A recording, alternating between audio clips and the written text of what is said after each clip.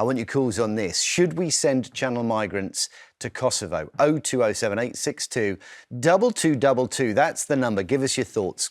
Kosovo, which is in the Western Balkans, wedged between Serbia and Albania, is on a short list of 9 countries being considered to host so-called overseas return hubs. The government wants to set up centres where asylum seekers would be sent after they've exhausted all avenues of appeal in the UK. This is what makes it different from the Rwanda plan, because in that case, illegal migrants would have been sent on a one-way flight within days of arriving in the UK without a hearing for their case for asylum. So, Michael, the detail here is really crucial, isn't it? What? Does it make sense as a deterrent? Would it stop people coming, or is it just there as a process to get them out of the UK? I don't get it at all, I have to say. I mean, because the reason people cross the channel is because that's the only way to apply for asylum in the UK is to arrive here. And then also, once you are here, if you're from a very dangerous country, and lots of these people are from very dangerous countries, like Sudan or Afghanistan or Syria, then you're quite likely to get asylum, especially on your appeal. So the idea that if you've been rejected for asylum and you've exhausted all your appeals, then you'll get deported to Kosovo. I mean, you can already get deported to the country you're from. That's why you lost your appeal. So it just, I don't get it. I mean, you and me both. Honestly, I don't understand it at all. OK, so this is my understanding, that yes, you're right. After the asylum has been denied, the appeal has been denied, then you're on your way. There is a gap where you can make mitigating circumstances, possibly if you have a family. And during that gap, people slip through the cracks. They stay in the country, in the UK, longer than they should. This is a way to get them out of the UK in an easier process than returning them to a country which, as you say, could be a war zone, could have all sorts of human rights issues. That's my understanding of this plan. And that does make it very different from Rwanda, doesn't it, Lynn? Well, no, because, well, I'm not going to say no, but the BBC reported that they would be sent to Kosovo once they have exhausted all of their abilities to make the asylum application. Yes, it's different from the Rwanda deal, but this is why I believe reform will win if they do this. Because, OK, let's look at the taxpayer. So the taxpayer has to fund endless applications, then they fail, then we have to fund transferring them to Kosovo, then we'll have to fund housing in Kosovo, then we'll have to fund Kosovo sending them to their place of origin. How does this make sense? If they have failed... Because they're not in the UK, falling through the gaps and ending up staying in the UK on the sly, which I think is what's behind this. But they will this. only send them once they have failed all applications. So we know that once you put in your first application, it can take years. So we won't even see them being sent to Kosovo until they exhaust all the ability to apply. So we're talking years before they even get to Kosovo. Now, in 2021, Denmark did a deal with Kosovo where they paid 200 million for only 300 people. So how much are we going to have to pay? That was for prisoners, wasn't it? So that was foreign national prisoners. Yes, but we're looking at still...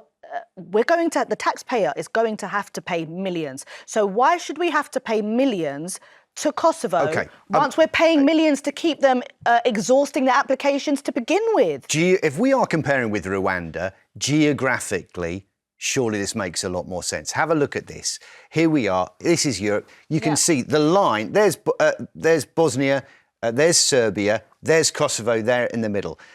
This is a straight line from the UK right the way through to the places where so many of these asylum seekers will have come from Iran, from Afghanistan. So they are effectively on their way home again. Many of them will have travelled through Kosovo on their way through to the UK in the first place. Like, why can't... OK, the only way this would work is if as soon as they arrive here on the boats... within 1 week, they are sent to Kosovo.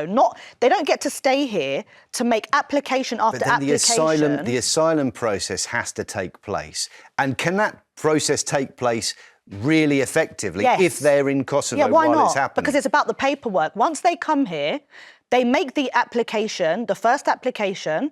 As soon as they make within a week or two the application, they are sent to Kosovo. Okay. This is why reform is doing so well, because no other party Will they is be listening. able? It's easy to promise this stuff at this point. When it comes up against human rights lawyers, how easy will it be to make it? We saw how difficult it was to make Rwanda work. Didn't happen in the end. They ran out of time. Well, that's why we need to have our own laws. Let's take some calls. Paul's in County Durham. What do you reckon? Does Kosovo make sense to you as a returns hub for people whose asylum claims have failed?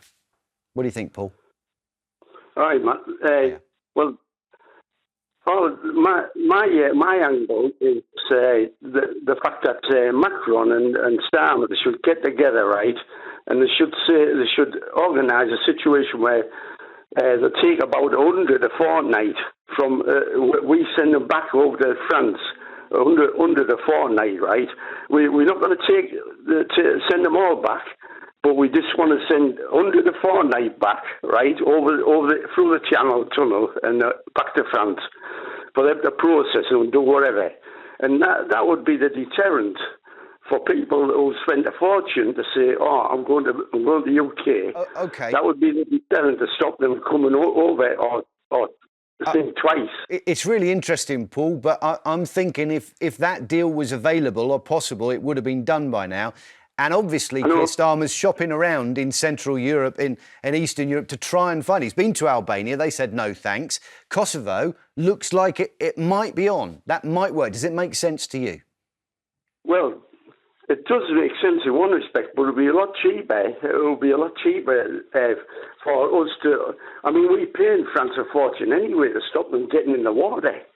So all you've got to do is, say, look, we've got the deal there, but we want the deal to add these people, so you take these people back as well. So that's more of a deterrent. But once they're in France, Paul, what are they going to do?